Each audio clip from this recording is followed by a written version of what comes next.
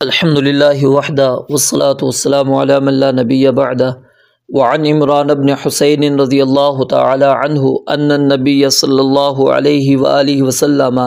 صلی بهم فسہا فسجد سجدتین ثم تشہد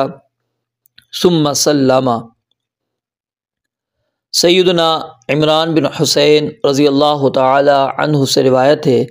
بیان فرماتے ہیں کہ ان النبی صلی اللہ علیہ وآلہ وسلم، بے شک نبی مکرم علیہ الصلاۃ والسلام نے صلی نماز پڑھائی بہم انہیں فسہا پس آپ سے سہو ہو گیا، آپ بھول گئے، فسجد سجدتین پس آپ نے سجدہ سہو کیے، دو سجدے کیے، ثم تشہد پھر آپ نے اس سہو کے دو سجدے کے بعد تشہد پڑھی، ثم سلم پھر آپ نے کیا ہے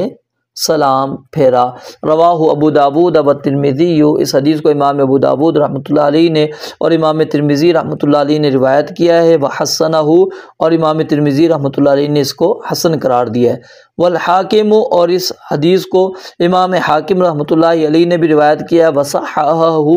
اور اس کو صحیح قرار دیا ہے۔ تو اس حدیث مبارکہ کے اندر جو مسئلہ ثابت ہوتا ہے وہ کیا ہے؟ سجدہ سہو کے بعد آپ نے تشہد پڑھنا ہے۔ سجدہ سہو کے بعد آپ نے کیا پڑھنا ہے؟ تشہد پڑھنا ہے، جبکہ سجدہ کیا ہو سہو وہ آپ نے سلام کے بعد کیا ہو، سلام کے بعد کیا ہو۔ صحیح بات اور راجح قول یہی ہے کہ سجدہ سہو کے بعد تشہد نہیں ہے، کیونکہ تشہد نماز کے آخر میں ہوتا ہے